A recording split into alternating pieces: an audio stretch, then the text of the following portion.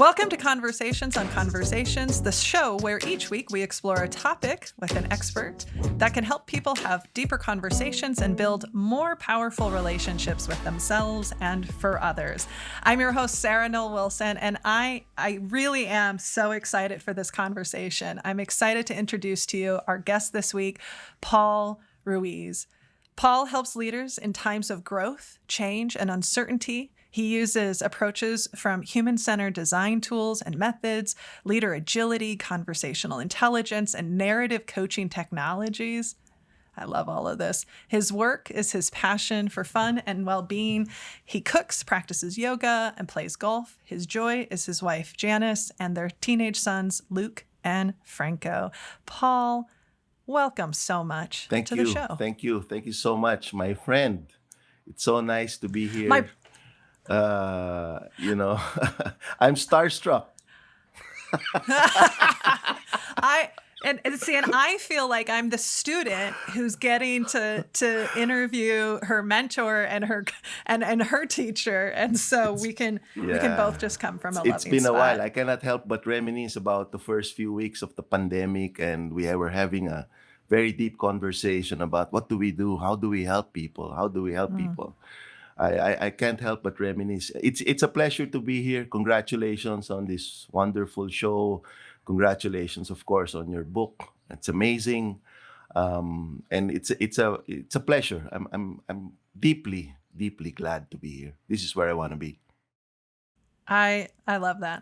I'm happy to hear that because so for those of you who are listening, I met Paul back in 2017 is when I was first introduced to him when I went through the second class, because you were in the initial class of the Conversational Intelligence training. And I had followed this gentleman on this Facebook group who was so passionate and had so much wisdom. And then we were able to meet in New York, and he was everything I wanted him to be. And since that time, have I ever told you this? Yeah. I remember being starstruck going, that's Paul up there. Here's the Paul. The crazy guy in the vest. I was gonna. I don't remember what you were wearing. I just remember your smile.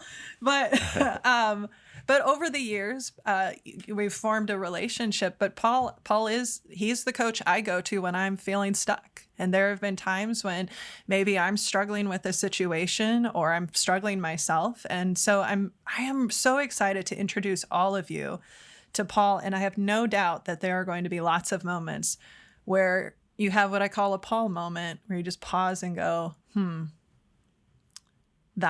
yep. So Paul, let me ask you this. I shared a little bit about your bio, but what would you want the audience to know about you? Well, I would like the audience to know that there's always somebody who cares. There's always somebody who cares. No matter how you think there's none, there is always somebody who cares. I'd like to be able to, advocate caring now. Caring, because we need to be caring.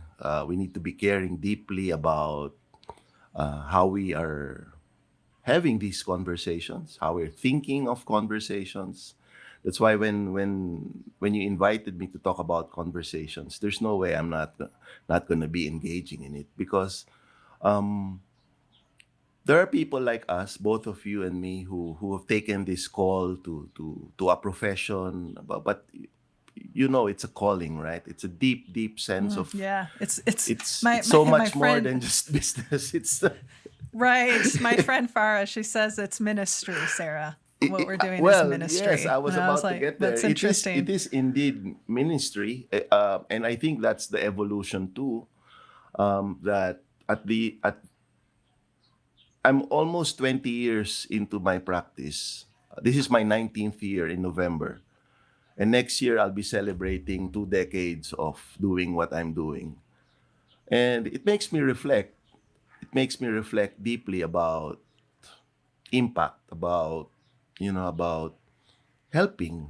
I try not to use complex words as much as I can, because I think we're gonna talk about it at some point. You know, this pesky voice inside my head, so to speak, tends to be very confused as well.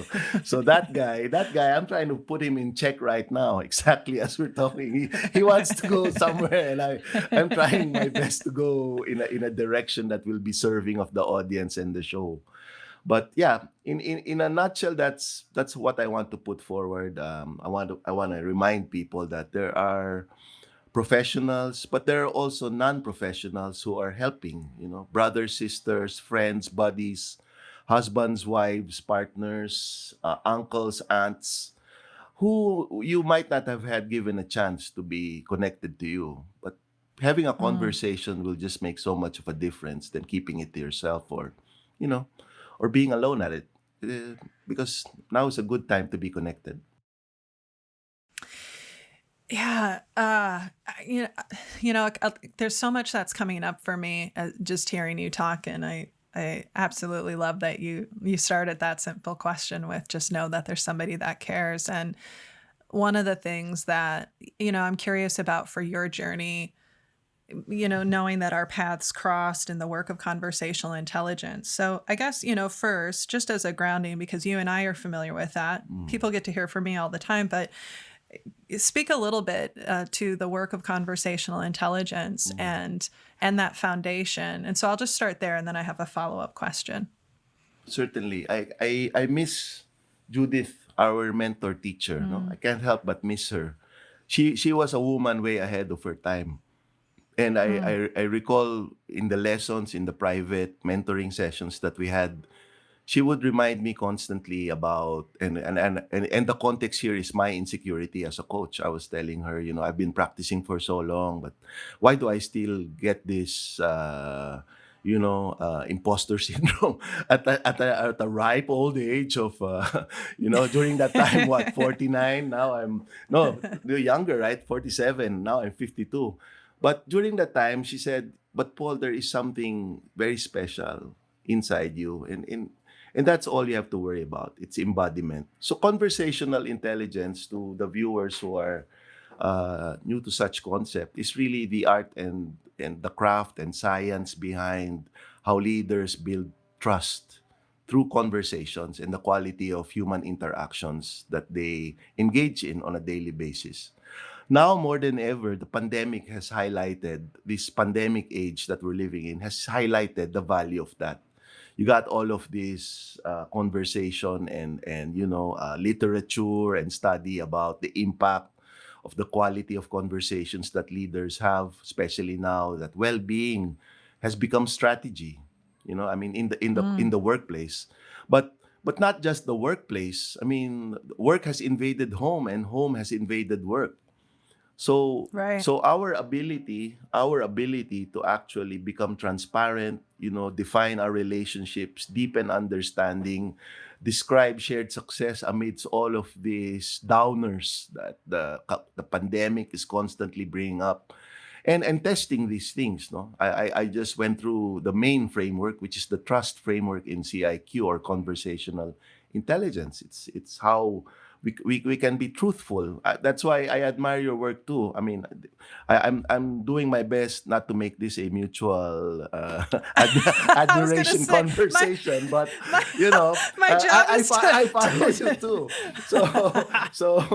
But I admire that, especially like in your book, right? In the elephants in the room really is these things. When we Yeah. when we don't want to be transparent, let's not talk about that. Not now, not today. Not that, not now, not today. Mhm. And it just takes up so much energy and also eats up a lot of people's spirit. So it's good. It's Mm. good that we can have avenues like this. It's good that you can leverage technology to be able to have deeper conversations. But nothing beats, of course, having one with a person. And I'm just glad that those conversations are becoming more frequent. Face to face. But Yeah. I've seen the magic of technology and how we can connect. This is an example of such conversation. Yeah, I mean, you're over in the Philippines and I'm in Iowa right now, and we're having a conversation at 7:29 my time and 9:29 in the morning your time, right? Did I Precisely. get the time zone Precisely. right? Exactly. One of the things I'm curious to get your perspective on is the impact that the pandemic has had on relationships. On one hand, I've certainly experienced myself, and I've seen in clients, and I've seen in colleagues and friends, this clarification that people have been going through about what's really important to me. How do I want to spend my time? How do I want to show up? But then on the flip side, the isolation, the differences of potentially political divisiveness, on all of that is the way that I'm experiencing it. And I'm curious to get your thoughts is it's almost like we're on icebergs that are slowly pulling away from each other and being really intentional about needing to reconnect and heal those relationships through conversations. And so I'm curious, what are you seeing from your side of the world, from the work that you're doing, and just your own lived experiences? I'd like to answer that. Wonderful. What a wonderful question. In two dimensions, actually. The first relationship really is the self relationship. And I'll start with that, and then I'll go into the external relationship, which is the others relationship. I think the self relationship has become a very difficult one with what's going on, right?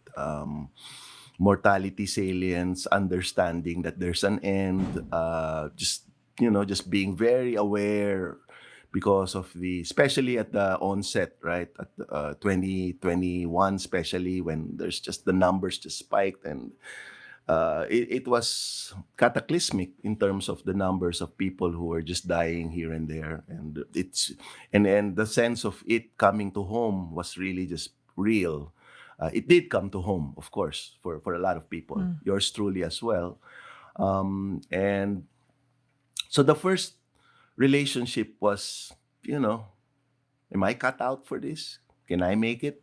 Will I make it? Am I gonna lose my nuts, or my nuts and bolts? Everything's getting hard, crosswired and crazy, and it's just very confusing. So there's lots of work that had to be done actually with the relationship to self. And it's nice to be on the helping side of it, because we can help people. We help people through coaching conversations, through routines, through changes in activities, self-care. I spend like 4 hours preparing for my day, not for anything else, but just my head. It's in 4 What hours. does that? What does that look like? Yeah, well, I'm a practicing Catholic, so it opens with prayer at around 4:30. I would pray the rosary for a few minutes, and then that translates immediately into meditation for about, either depending on how my day is like, I would probably meditate anywhere between 30 minutes to an hour and a half, depending. There are days wherein, those days, Sarah, when you have to run a session here, there's a coaching session there, and then you need to eat lunch, and you've already forgotten. And yes, and you actually have to have a conversation with your son, and it's like, those kinds of days, I really need to prepare, because, and I guess that's the intentional aspect of developing the relationship inside, because I know exactly that, these are the types of days that I will get triggered. I'm going to get hijacked probably. I need to be in the best shape possible. And that shape is internal, pretty much. No? So the first conversation is the internal conversation.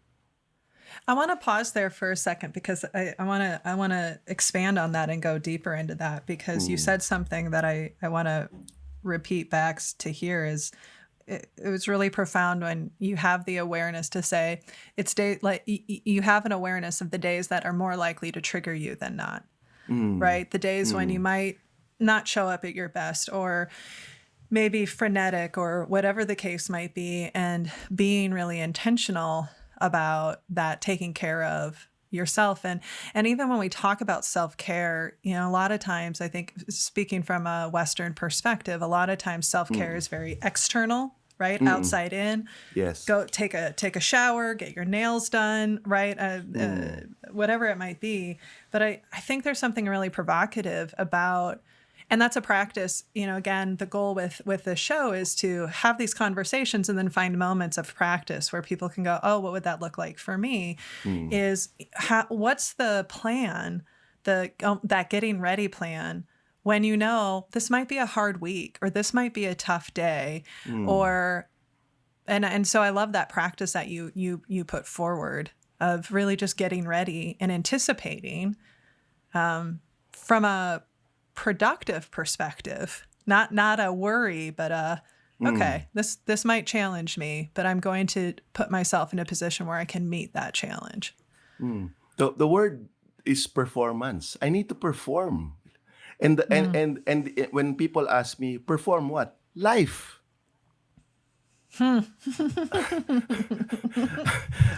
Right? I just need to perform life. That's it. I need to live today. And if I'm gonna leave it to chance, right? I hope I have the energy. I hope I have the patience. I hope I have. It's just so unfair to the people who, one, they pay me to help them. Number two, it's just fleeting now. Things are fleeting. And if this was the last day, whatever it is, then I want to make sure that it's worth the day, right? I mean, it's worth the breath. It's worth the, and it's, I know people say it, and people, sometimes get upset when they say it, but that's the best thing that came out of this pandemic. Is that I understand that life is short. Life is very short. And we're being given a opportunity here to learn some stuff, to correct some things, unlearn so many stuff. And that brings me joy that we can learn from it. It also gives me heartache. It breaks my heart to see that still we don't learn from it. I mean, still we like to run with the elephants, to use your word, right? When in fact it's more fun to have time with people, with people who are around us. So that's the first aspect of the relationship, the internal aspect. The voice inside my head keeps on trying me, but he's also very helpful when times need him to be. It's just that he's real, he's very imaginative, he's very creative, and he's also very hurt sometimes. That's why he seeks attention. Well, I want to expand on that, because that was part of what we talked about. We wanted to explore today was just that idea of navigating that voice in your head, and how as people are listening to this, how would you describe? You already talked about it from a very personal perspective, but let's paint a picture of that voice in our head, and maybe times when it serves us, and maybe times when we need to be aware that maybe it's not. I had to smile a little bit when you said yours is imaginative, and it's like, oh yeah, no, mine will. I can see all worst case scenarios in a matter of a split second. I can have solutions for it, and it's exhausting. So I'm curious to hear your thoughts on that. Certainly, and let's use our dear conversational intelligence frame of the ladder of conclusion, right? It's like, everything we see here, it's immediately going to create a message, and it's not our attitude, it's chemical. And the more creative, the more imaginative you are by nature or by gift, of course it's going to be very vivid. It's vivid. It's going to be colorful. It's going to be surround sound. So if you think jumping to conclusions was a concept that's quite boring, it's not. It's an amazing roller coaster freak show. And you hear something, your partner, your husband, your wife says something, you get triggered, you don't like what it means to you, and then suddenly you don't get me. Wow, where did that come from, right? So that's why sometimes when we need to prepare for life that way. We need to prepare in a way that that those are possible, and there's really for me at least, it's about the journey of being self-aware. That's it. When you know that he's there, and I'll use he because I'm male. If you know that he's there, I'm acknowledging him the first thing in the morning. I'm not gonna be surprised by you, Mister. I'm gonna say good morning. How are you? Are you tired? Are you right? How did you sleep last night? Yes. Why are you still singing in canto songs in the morning? Yes. That's what I would tell mine. Actually, it's don't you ever sleep? That's the first question I'm gonna ask you. Here I am trying to sleep, and here you are, putting so many things in my head.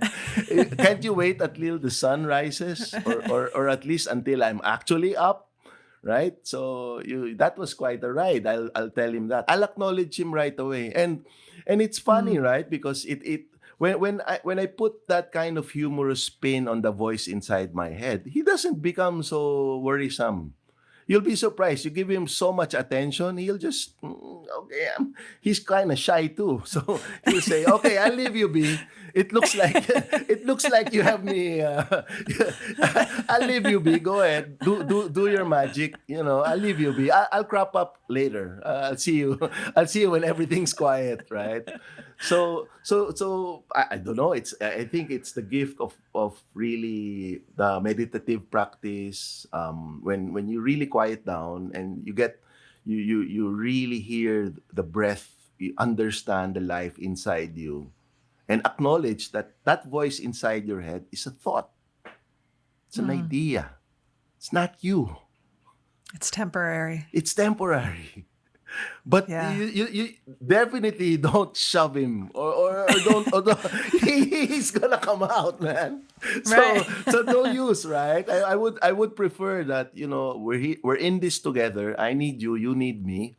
I mean, and if I know you're there, then there's no harm in me telling you, could you chill today? Today I don't need you today. I really need to be on top of things.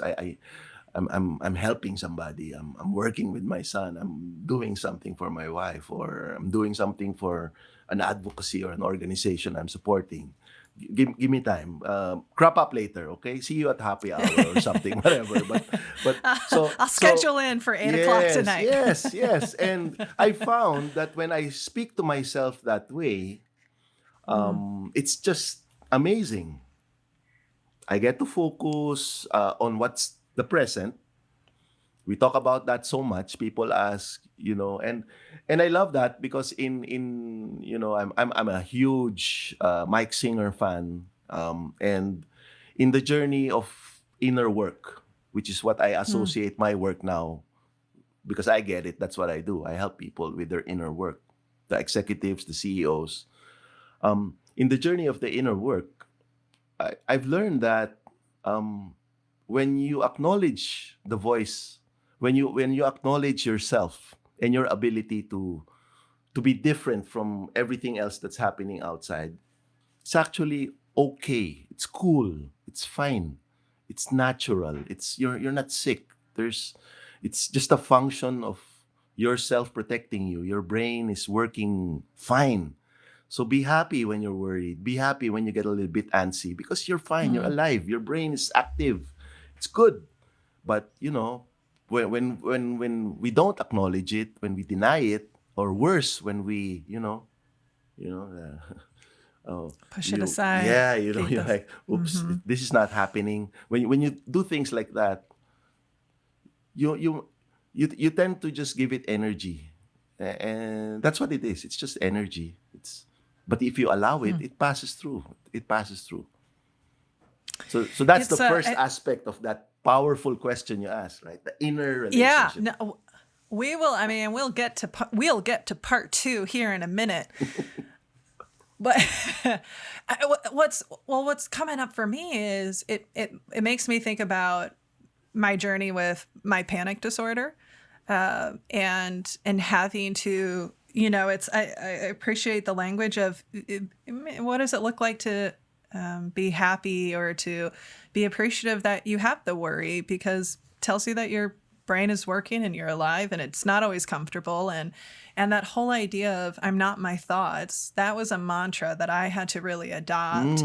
And to hold the thoughts loosely. That's the way that I think about it is, how do I hold it just a little bit looser, not be so connected to it, but just go, oh, I see you. And it seems maybe even a little ridiculous to some people, but I have similar conversations, right, with my saboteur voices, that internal voice that, although I call her not yet Nancy, because she often tells me I'm not ready yet, I'm not qualified yet, I'm not good enough yet.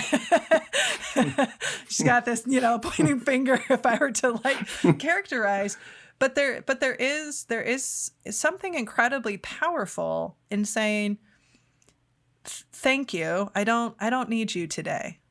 I'm actually good. And that was a practice that I was fortunate to learn from my former chief HR officer, Aaron Barfels, of, yeah, it's okay, talk to it and just say, you know what, I understand why you're here. And for me, and I'm curious to hear this, how this might resonate for you or what comes up for you. Sometimes when that voice gets loud, sometimes it's an indication that I might be playing in the right space. Right? If that voice of fear comes up for me of, so let's talk about the book launch. Something I haven't talked about publicly is the night before the book launch, my emotions were all over the place. Right? And Nick can attest to this. My insecurities were coming to the surface, my worries, and almost in it was just a very visceral way. Because there was this element of I was playing big. And so sometimes when that voice creeps up for me, it becomes almost like a good indicator of, okay, you might be playing in the right space, of stretching yourself, of moving outside your comfort zone, of doing something different, of taking a risk that maybe you wouldn't normally have taken. And so I'm curious to, hear what comes up for you as I share that. That's absolutely spot on. I have to support it because when anxiety or worry or concern or the imaginative brain, it's usually activated when things are actually at your, at that space of stretch, the fine in flow, right? In Mihaly Csikszentmihalyi study, that fine intersection between stretch and my ability to actually perform here, and the challenges that I am actually experiencing or perceiving, when it's coming to a stretch, when it's coming to a perfect intersection, it's not going to be smooth. It's actually going to be alive. You're going to be very alive, and it's a dual experience. You get, there's no other word. It's ecstatic. It's ecstasy to actually be on a fulfillment, yet it's terrifying. The flip side, it's very terrifying. It's a ticket. You have to pay for that moment. That's Paul, that is such a great way. I'm sorry, I'm having such a, keep going. You have to pay for it. Keep going. It's not free. I love have that to live so much. You have to live. So when you're going to experience ecstasy, expect that there's going to be some self-sacrifice. There's a cost. It's not free. It's a very spiritual thing. Right? It's a very spiritual thing. You want to go back. You want to go to a plane of, you want to be transcendent. You want to be above situations. It comes at a cost. That right there maybe will change my life. Because I think I will now have you in my head going, price of admission, Sarah, and not in a masochistic way, right? Not at all. But just that pragmatic, well, if I'm stretching, fair, compassionate. Yeah. Not at all. Not. So people will say, That's where the phrase came, is it worth it? Right? Because we have to ask ourselves, right? For the things I pay for, these emotions, this anger, was it worth it? Because if it's not, stop doing it. Right? Sometimes I wish it was as simple as that. No, no, yes, But yes, of course, right? I mean, people. That's. I hope it's not that simple. Otherwise, we lose our jobs, right? I mean, people, right. people need to unpack and process, and there are other things to consider. That's all true. But at the end of the day, since we're just talking about ourselves and the relationship and this thing, coaches like us, I've told you this, we dream of what you've just achieved. There's like, how many people are actually able to put their ideas like that and in a platform like you have done? And, I know you see it and I know you feel it, but that comes at a price. And the price is the discomfort of it. And I processed that last year. I have to thank my coach, Gilbert Dennis from South Africa, because I felt that I was feeling deeply, deeply afraid of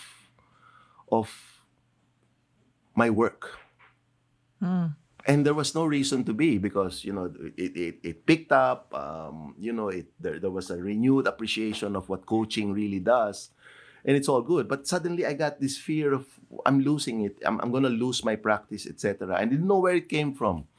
And then all he could say was, congratulations. No. Why is that? Where is that coming? No, none of that. He's Yeah. just saying, congratulations, you've arrived, my friend. Now you are in your practice. And then that's when I realized the scale of my practice. Yes, I'm a solopreneur. I have like 3 staff with me, but the amount of business that passes through this head, and with the caring and compassion with other CEOs, it's just amazing. And I never saw it. I never saw it because I was too busy. I was too busy, I guess, playing with that other guy, or I was just too busy avoiding that conversation. Because I guess that's the price, right? That's the price we pay. We go through those emotions, we go through those episodes in life. And that's what makes the other aspect now really beautiful: ecstasy, joy, fulfillment. It's a price. It's just a price. I'll be so curious to hear, what comes up for people, because I'm guessing I will hear from people, and it is, whether it's that. Well, I want to be thoughtful about what I say here, but there's an element of, how can we notice when we're in that space, right? You think about that, the idea of the tipping point, or I'm coming up to that point of stretch versus where I'm comfortable, and to be comfortable. And this comes from, I think of from a mindfulness practice of just observing non-judgmentally, just observing what's coming up for you and what do you notice. And for me, really getting curious about it. So what is uncomfortable about it?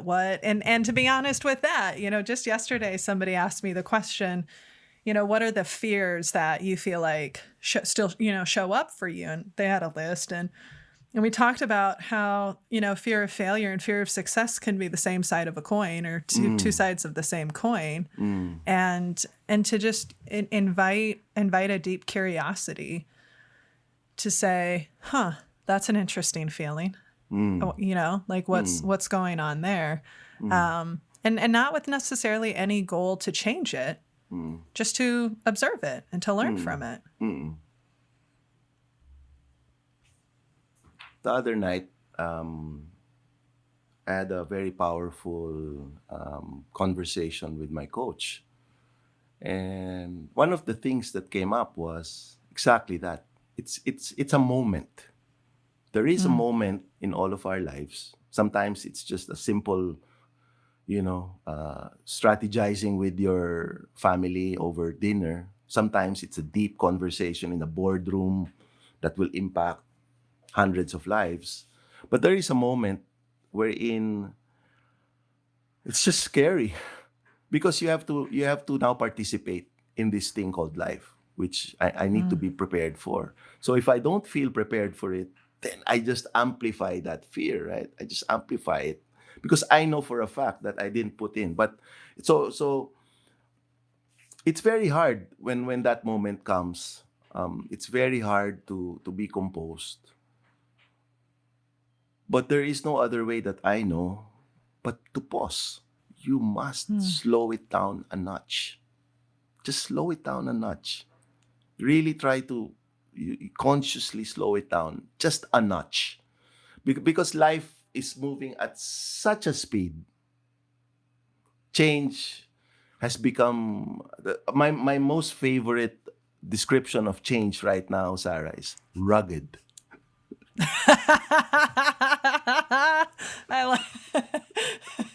You know, you got It's not even. It happens all the time. No, It's, yeah, constant. No, it's rough. No, rugged. It's very rugged. It's very, if you're not padded, you're gonna get a little bit bruised. It's rugged, and expect it to be rugged for a while because we're going through some form of stage as a species, as a planet, right? And but there is lots of good stuff. Therefore, Yeah. if I don't pause, I miss it. I miss it. The storytelling is inside. I miss it. And it will eventually, I'm itching to link it to the next part of the question. I'm Okay. sorry, Yeah. but Let's go there. yeah, but No. Let's. I mean, and it's. that yes, Let the and thread pull you. yes, and then that's the one that helps me connect to another.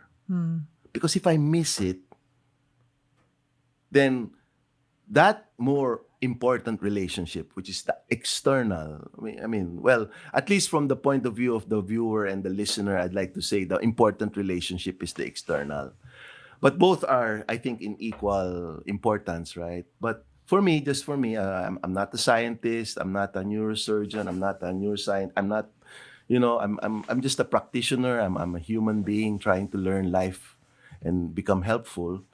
That moment helps me now. All right, what do I say? Do I actually say anything? Why don't I just Yeah. be quiet for another hour? If that's what the space needs, right? Or do we stop? Why don't we just stop? That helps me now. So when leaders ask me, you know, Paul, my sales director is like this, my CFO is like this, my supply chain guy is like this. My simple response will always be, what's the common denominator between the 5 people who have problems? You're not trying to say me, right? I said no. I'm really going to say it. So are you ready to do the work? Because it starts from us all the time. And I'm not Yeah. self-flagellating or anything. It's just true. It's just true. No, If you have a fantastic relationship with the inner self, how can you make the wrong statement? How can you say the wrong thing? If you're so full of it, love, compassion, empathy, everything that we work so hard for in a relationship external, it has to be first you. You have to be first you have to be empathetic to yourself. Give yourself a break. I feel like people need to hear that one again, because the giving ourselves some grace, and and also I do believe this from the standpoint of I can't give to you fully what I haven't been able to give to myself. Because if I'm able to give myself space, if I'm able to give myself pause, if I'm able to slow down, I'm even that much more able to slow down with you, to give you the space, right? And sometimes it might feel easier, for me anyway. I know that when I am doing my own work and trying to get curious with myself and be really intentional and untangle and unlearn and to show deep levels of compassion and empathy towards myself, then it always expands me in a way to show up non-judgmentally, compassionately for the people that's in my world. And I feel like especially now, there's been a lot of trauma over the last couple of years. And I think that also there's an element of, and I hear this from people, as things open up and as, people maybe move back into some older patterns, there's an unfamiliarity almost because they realize they're not the same person. They're like, I'm at this office now. I'm having these meetings, or I'm seeing these friends I haven't seen in a couple of years, or I'm engaging with family members that I haven't seen, and something doesn't feel quite right. And I think that that's such a perfect opportunity to, invite that pause to say, well, so who am I now? What's within me now? What's present now? And because when I can get clear with that, then when I show up with you, I can show up in a much more authentic way because I'm much more present and clear about who am I now. It's why, I joked earlier before we got on, I think we all should introduce ourselves to each other. Because so much has happened. Like, who are you now? Like, hey, last time I talked to you was 2020. And now who are you? And where are you? And what have you learned? And what have you let go? I like the tell me the story. Tell me the story rather than your description. So when because of the opening and people are going back into trying to go back, right? Trying to go back. It's impossible that you did not change, right? So, Right. people have heard me say it so many times. I hate the term new normal. It's just so wrong. Yes. Yeah. But it's just me, right, guys? Same. Okay, so whoever coined it, and if you're listening, I mean, I respect you. You probably made a lot. You're very successful, obviously, because it's like a global term. But for me personally, it's just inaccurate for me because there is nothing normal about it. There was no preparation for anyone to go through what we went through. I mean, deep gratitude that we are survivors of it. We're learning from it, and we are seemingly evolving within it. The pandemic, death, and the disease, and everything that changed on account of what happened in the last 24 months, right? So as we go back there now, very clearly, and I agree with you, you've changed.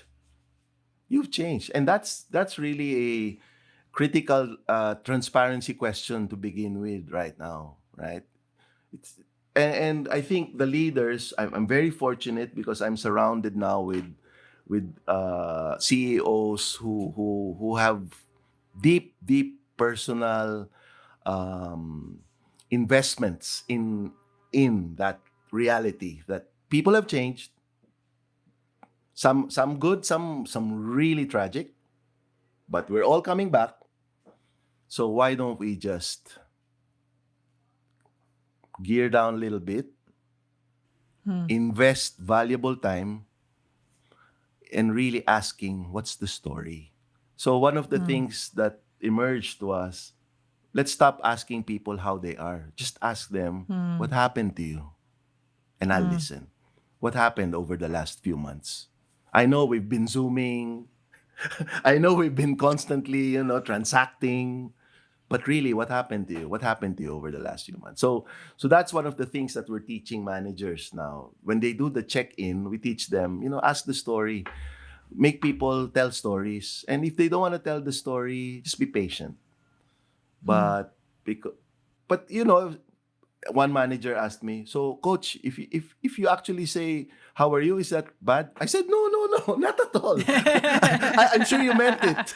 I'm sure you really meant it. So go ahead. I mean, don't shun the question, right? I mean, it's okay. But the interesting facts come out when you ask people to describe what's going on. What happened to you? What happened to you, right? What happened to you? Or if that's too deep, you can always ask, where are you now? What's going on in your place? And they can answer it any way they want. They can answer in the house, at work, inside. For you, if you get lucky and then people feel safe, they go deep fast. That's what I noticed too, Sarah. People are willing to go deep fast. You'll be surprised at the willingness of people. What's coming up for me is early on in the pandemic, one of our colleagues, a friend of mine, she said, the leaders are doing a good job of asking people how they're doing, but it is clear they're really unprepared for the answers. Yes. And so,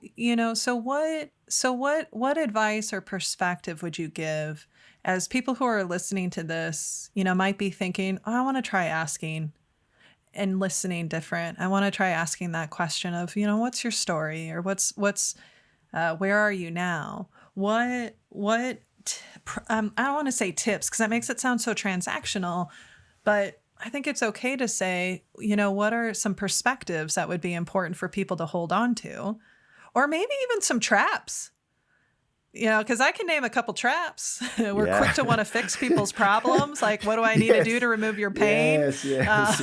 Can I help you? Really? Really? I need help You now. sure about that? I actually need someone to take out my laundry tonight. My dishes are piling up. Oh, that wasn't what you meant. Can you teach kids? Yeah, sure. Right?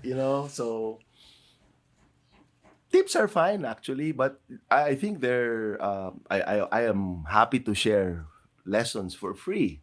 I love to do that. And the lesson really is, it starts from asking the questions to yourself. I go back to that. That's the tip. Get a nice journal.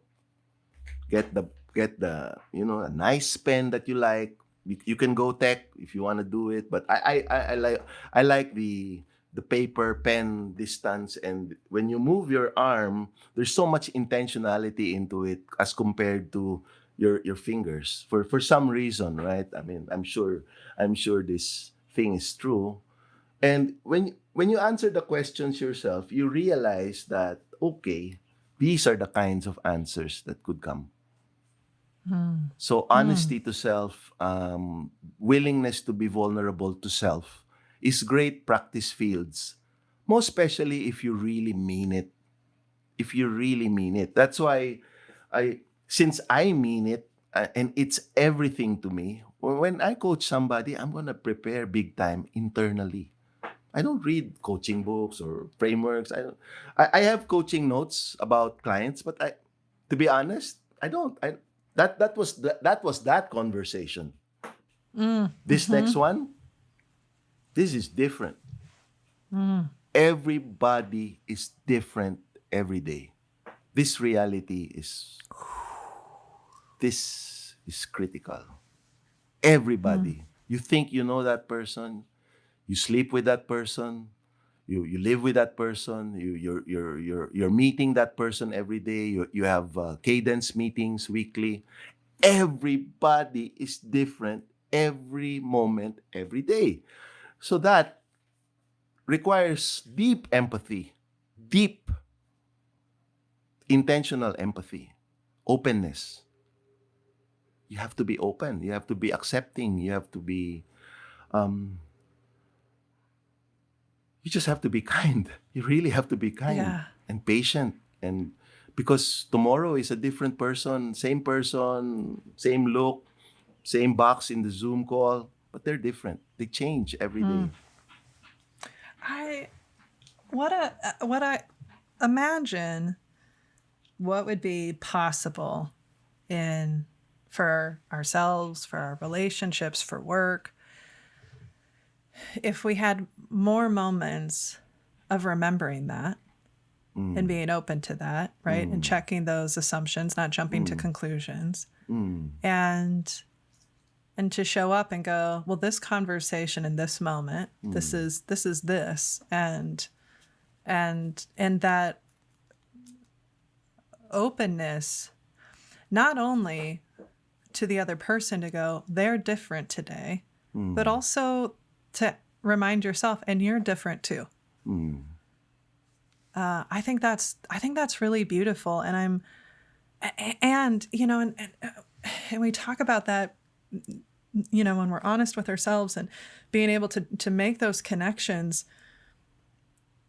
relationships and building those connections, yes, there's complexity because humans are complex, but it's so powerful when we can just slow down and be with somebody.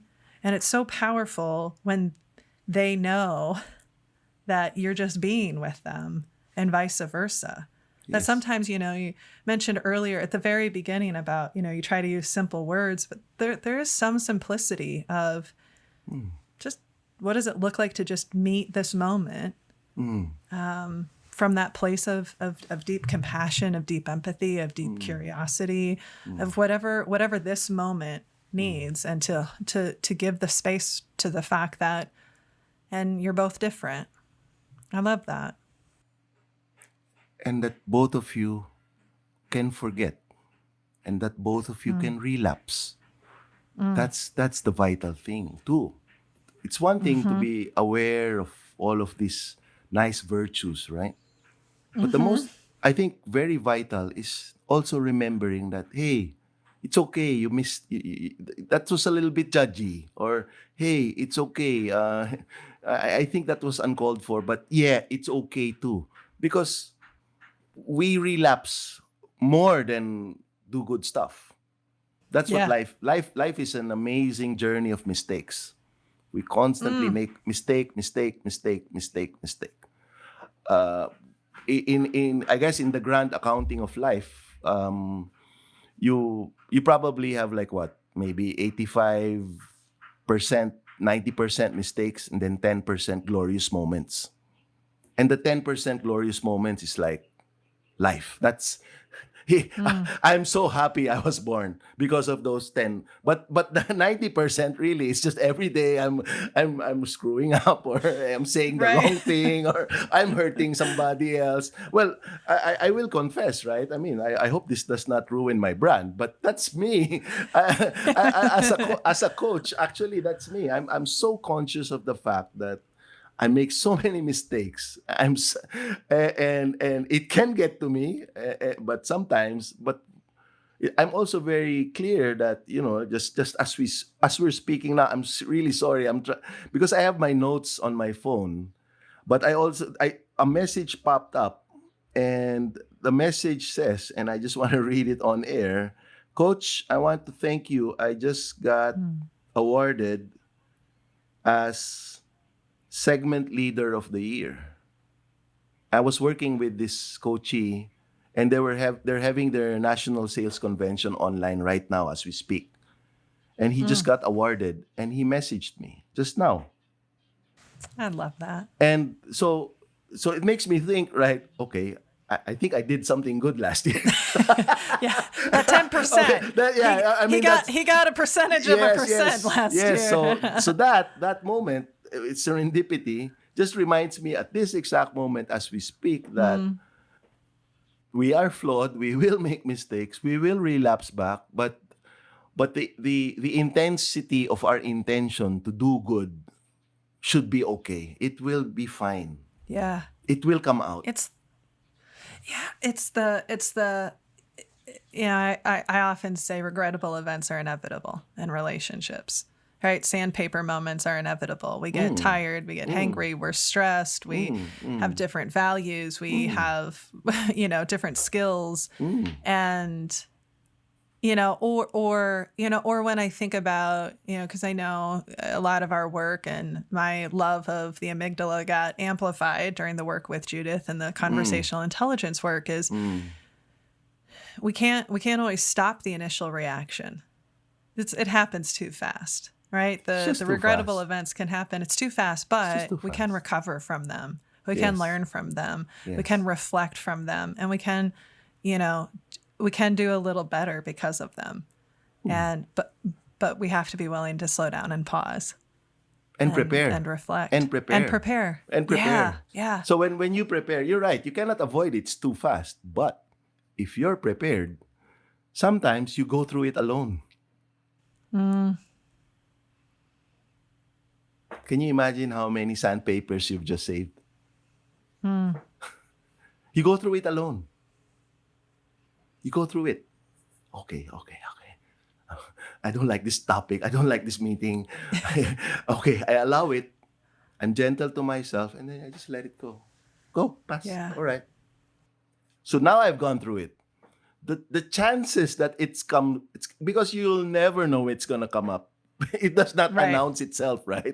Right. Hey, just so you know, Sarah, in I'm 15 about to minutes, blow I my am going to top. trigger. Yes, I'm about to. Just so you know. Yes, just so you know, I'm really winding this up, right? So it never it I've got reinforcements. right? So when we go through that practice of self-awareness, whatever form, I mean, everything works. There's no. I think it's a very deep personal thing. That's why I really try to avoid telling people what you should do this. I mean, the one I Mm-hmm. shared earlier, that's me. I never. Mm-hmm. It's just something that came organic because of what's available to me. But for all of us, I think it's very important that you go through it yourself. Be very kind to yourself when you realize these emotions, these ideas that are uncomfortable and bothersome, and acknowledge them for what they really are. They are ideas, they are Mm. thoughts, they are not you. You are the soul. God is inside you. You are full of love. You're beautiful, you're wonderful, you're energetic, regardless of what form your body is in or shape you're in. So if you allow that, then you have a good chance, you know. I mean, I might have underplayed it. It's probably, I don't know, maybe 60-40, right? I mean, people might It's think I'm a pessimist, but no, I'm not. I'm if you can see my face, I love life. I love to be alive. And regardless of how difficult it is, it's better. yeah. I love it. I enjoy it because of my joys. It's it's the it's the it's the price we get to pay, Yes. right? To live this life. It's Right. going back to that. Yep. Paul, this has been such a treat. I would like to, before I ask the final question, I would like to, if you're listening to this and you want to reflect on and share what's been your story, to feel free to share that with us, either on social media, or you can send me a message at podcast@sarahnollwilson.com, and I'll share that with Paul and we'll hold space. I hope you're okay that I'm offering this up. I think you'll. Oh, But please.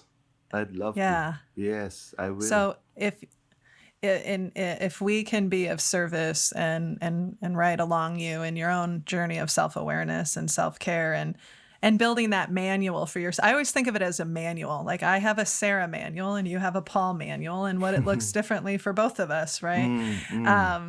But I do want to extend that invitation to our listeners that if you want a place to have your story heard and to be seen and witnessed, feel free to share that with us. And it can be a voice note, it could be a video, or even just a text. And we would love to walk alongside you. Paul, I want to ask you the question that I love to ask all of our guests, and that is, what is a conversation you've had with yourself or with someone else that was transformative?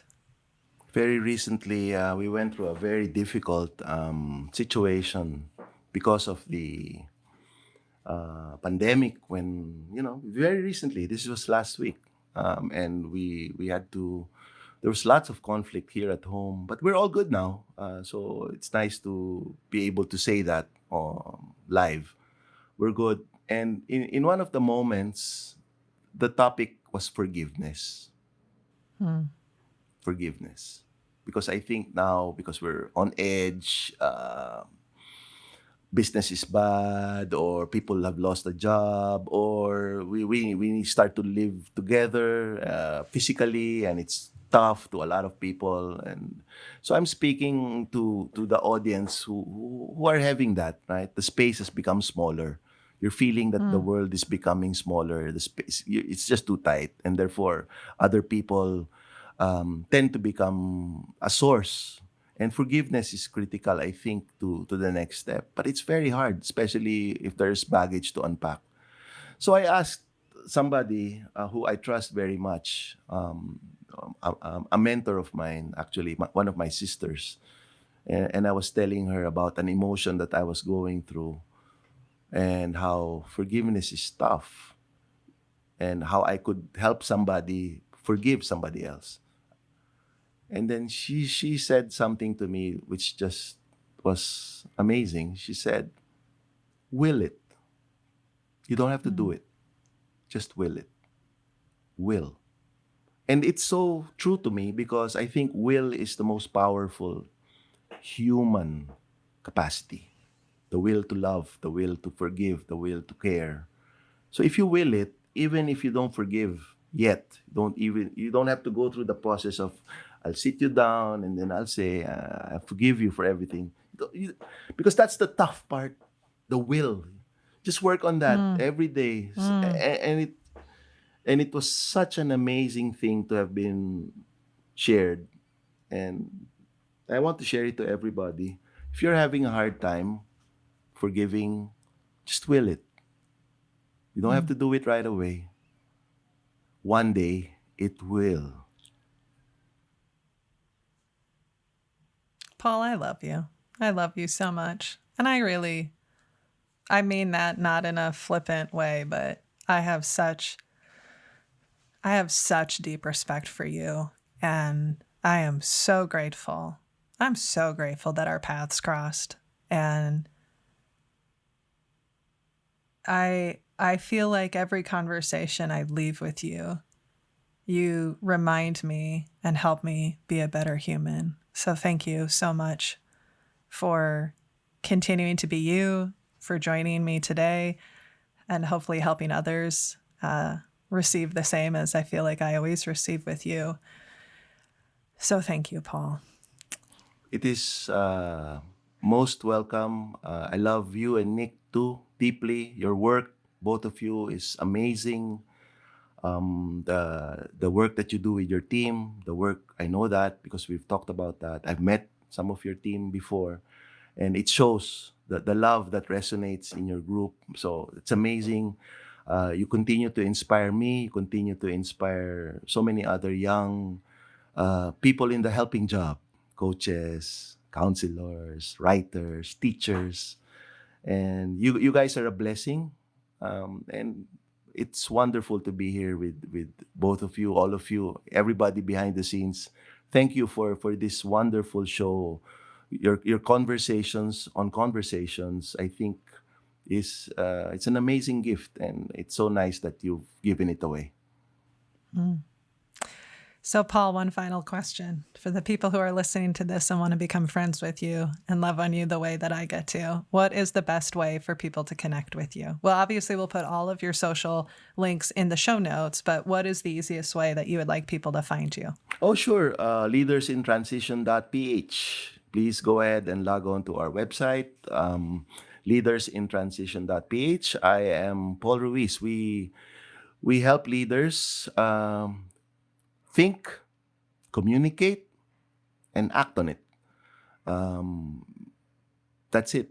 Thank you again, Sarah and Nick and the entire team behind the show. It was amazing, despite the jackhammer.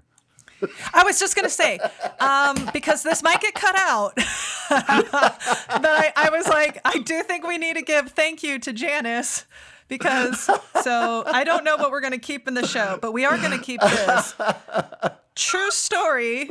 A jackhammer started going off. You probably heard it in the beginning, and then you noticed it went away because Janice, and I quote Paul, stormed out there and pleaded. asked them and pleaded with them to stop jackhammering for an hour. So you will be surprised how kind people are when you ask them nicely.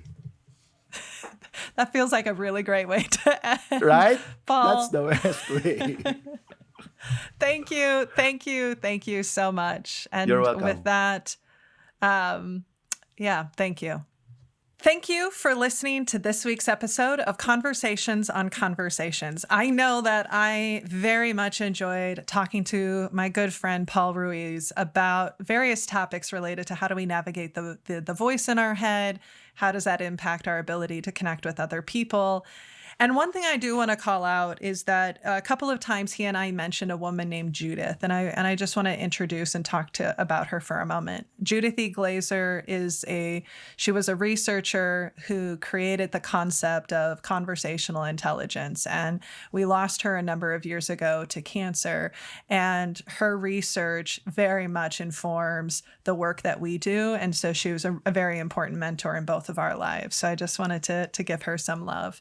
There is so much I'm going to hold onto for this conversation, but one thing that is still resonating with me was that moment when he said that's the price of admission, to have those moments of joy and exhilaration, that maybe there's a stretch or a discomfort there to get to that level. I'm very much processing that.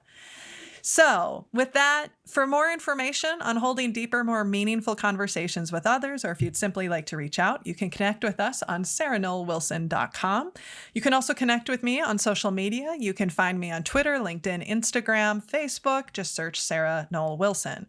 Also, you can pick up a copy of my latest book, Don't Feed the Elephants, wherever books are sold. And if you enjoyed today's episode, I want to talk about a couple of ways that you can support us. So first, you can support our work by visiting patreon.com/conversations on conversations, where not only will your financial support sustain this podcast, every dollar goes to supporting the team that puts this on. While I'm the one on the camera, there's a whole crew behind me making the show what it is. But you'll also get access to some pretty great benefits like swag, Patreon-only content, and events. I want to give a shout out to one of our special Patreons, Stephanie Chin, for her support and ongoing support, and we're so grateful for her. Please take time to rate and review and subscribe to the show. When you do this helps us be able to get the word out. It helps us when we are bringing on guests. So if you like this show, we would be honored to get a 5-star review from you on iTunes, Spotify, or other podcast platforms. Also, if you have questions for us, or you want to share what resonated, or you just, you want to say kind things about Paul that I can pass along and make him giggle, we'd love to hear from you. You can email us at podcast@sarahnollwilson.com. You can also follow the podcast on Twitter @Convos on Convos. And finally, if you are really enjoying the show and you think others might too, help us spread the word. Tell a friend, post about it on social media.